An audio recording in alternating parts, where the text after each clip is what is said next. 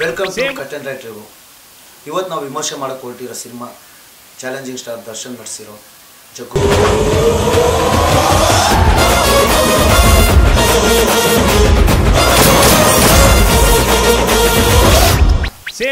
Challenging star Darshan ಅಂದ್ರೇನೆ ಎಲ್ರಿಗೂ ಗೊತ್ತಿರೋ ಹಾಗೆ ಈಸ್ ಅ ಮಾಸ್ ಹೀರೋ.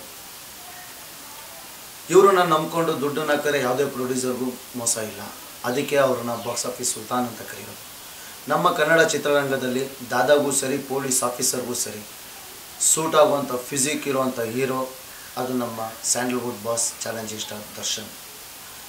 ಈ ಜಗ್ಗು ದಾದನ ಎಂಟ್ರಿ ಕ್ಲಾಸ್ ಅಲ್ಲ, ಮಾಸ್ ಅಂತಲೇ ಹೇಳ್ಬೋದು.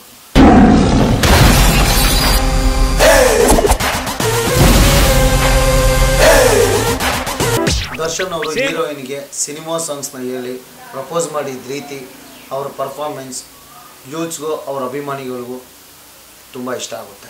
ಹವಾ ಇಟ್ಟಿರೋರ್ಗು ಮಾತ್ರ ಇರುತ್ತೆ. ಉಸಿರು ನಿಂತ ಮೇಲೂ ಹೆಸರು ಇರಬೇಕು ಅಂತಂದ್ರೆ ತಂಬೇಕಲೈ. ಹಾಗೆ ಇನ್ನೊಂದು ಪಾತ್ರ ಅಂತ ಹೋದ್ರೆ ಅದು ರವಿಶಂಕರ್.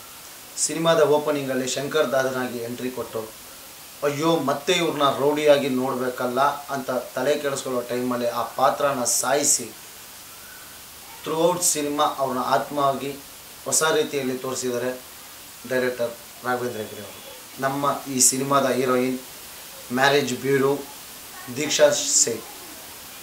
ಇವರು ಮ್ಯಾರೇಜ್ ಬ್ಯೂರೋ ಕಾಣಿಸ್ಕೊಂಡ್ರು ಸಿನಿಮಾ ಪೂರ್ತಿ ನನಗೆಲ್ಲೋ ಮನೇಲಿರೋ ಬ್ಯೂರೋ ಥರನೇ ಕಾಣಿಸೋದು. ಆ ಒಂದು ವಿಷಯದಲ್ಲಿ ಡೈರೆಕ್ಟರ್ ನೋಡ್ಕೋಬೋದಾಯಿತು ಅನ್ಸೋದು. ಅವರೇ ಜಗ್ಗು ದಾದನ ತಾಯಿ ಪಾತ್ರ ಮಾಡಿದಂಥ ಊರ್ವಶಿ.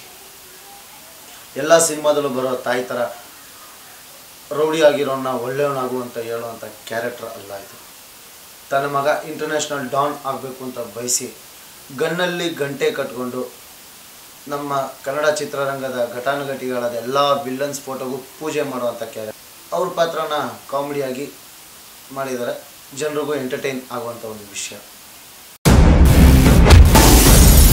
ಸಿನಿಮಾ ಪ್ರಾರಂಭ ಆದ 15 ನಿಮಿಷ ಎಂಜಾಯ್ ಮಾಡಿದಂಥ ಆಡಿಯನ್ಸ್ ಕೊನೆಯಲ್ಲಿ ಸೈಲೆಂಟ್.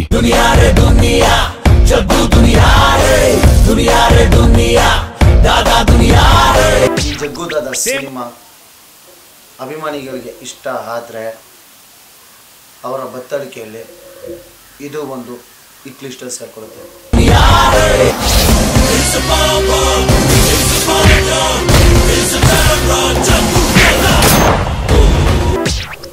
ಈಗ ನಾನು ಮಾತಾಡಿದ್ದು ವಿಮರ್ಶೆ ನಿಮ್ಗೆ ಇಷ್ಟ ಆಗಿದೆ, ಕೆಳಗಿರೋ ಸಬ್ಸ್ಕ್ರೈಬ್ ಬಟನ್ ಒತ್ತಿ.